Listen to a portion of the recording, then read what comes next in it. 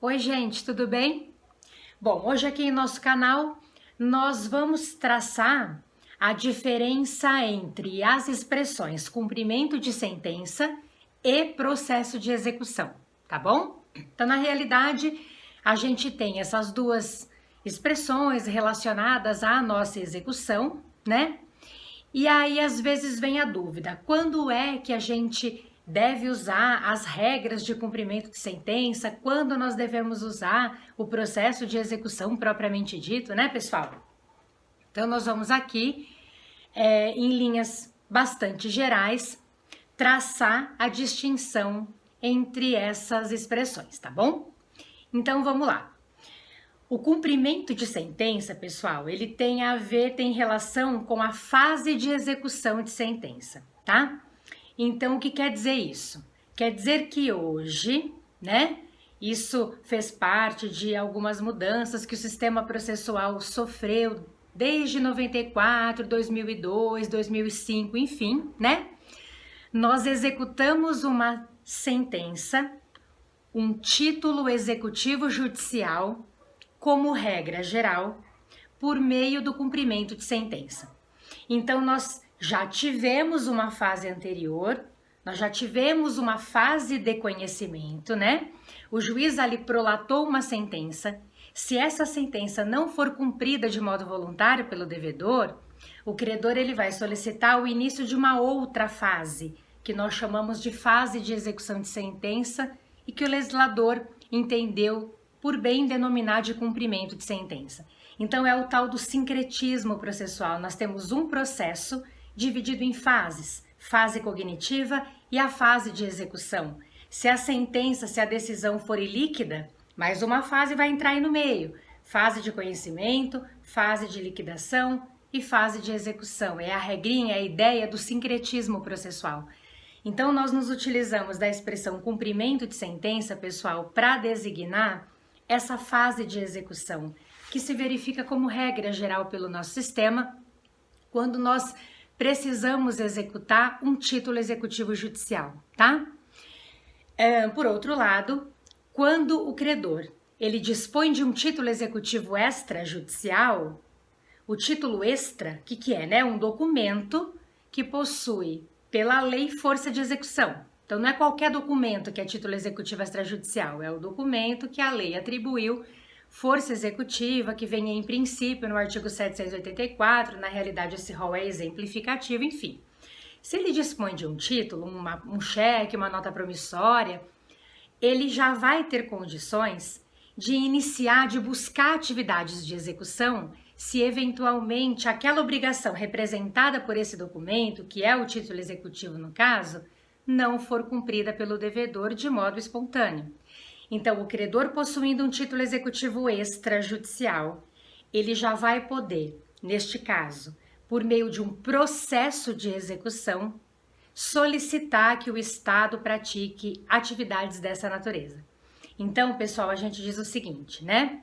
Quando o credor possui um título executivo extra, como na realidade nós não tivemos uma fase anterior, porque ele tem um cheque, um contrato, uma promissória, né, uma duplicata, enfim, né?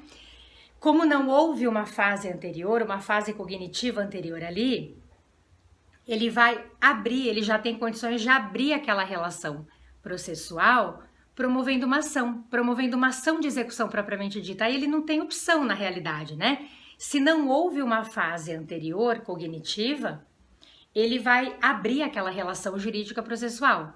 E aí, no caso, ele vai obrigatoriamente ter que elaborar a petição inicial, solicitar a citação do executado para o cumprimento da obrigação, e aí o processo de execução vai se seguir. Quando a gente estava falando de cumprimento de sentença, e eu coloquei aqui que a gente tem a regra nesse sentido, já houve uma fase anterior.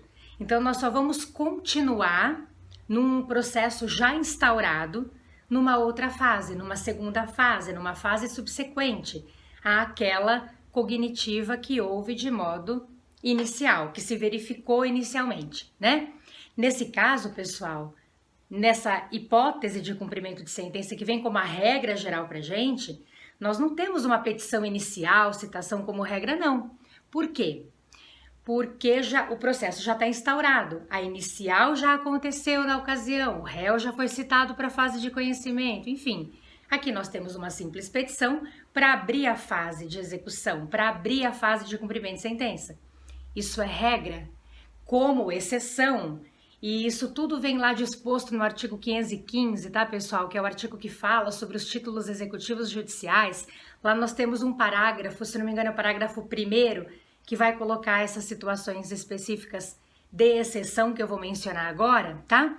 Existem algumas decisões judiciais que pela própria natureza dela ali, a gente não vai ter muito como continuar. Então vamos dar um exemplo rapidinho. A sentença arbitral é título executivo judicial. Ela vem lá no rol dos títulos executivos judiciais. Muito bem. O árbitro prolata a sentença arbitral. Essa sentença pode ser executada, mas ela não pode ser executada perante a arbitragem, porque o árbitro não tem competência para execução. Ela pode ser executada no âmbito civil. Muito bem. Então, o credor vai ter que trazer aquela sentença arbitral prolatada pelo árbitro ali na arbitragem para o juízo estatal solicitando o seu cumprimento, a sua execução neste caso. Nessa hipótese, nós não temos essa relação de continuidade, porque a sentença arbitral foi proferida na arbitragem e nós vamos executá-la perante o juiz de direito, né? Nesse caso, perante o juiz de direito, a gente vai ter que abrir uma relação jurídica processual, elaborando petição inicial, solicitando a citação do executado para o cumprimento ali e se seguem as regras normais de cumprimento de sentença. A única coisa que muda, pessoal, é essa abertura dessa execução, em razão da própria condição da sentença arbitral. Sentença penal condenatória transitada em julgado, sentença que foi proferida no penal, que ela pode ser executada no juízo civil, na mesma consideração. Então, a gente tem algumas exceções trabalhadas ali pelo parágrafo 1º do artigo 515 do CPC, nos dizendo que nessas hipóteses a gente vai ter que elaborar uma inicial e solicitar a citação do executado. Isso de modo excepcional. E lembrando, é só esse comecinho que é diferente. A partir daí, regrinhas de cumprimento de sentença. Como regra geral, envolvendo o cumprimento de sentença, não há inicial, não há citação do executado. Há uma simples petição, onde o credor requer a abertura dessa fase, com a intimação do executado para cumprir a obrigação, uma vez que inicial já foi apresentado, uma vez que a citação já se realizou e a citação acontece uma única vez no processo.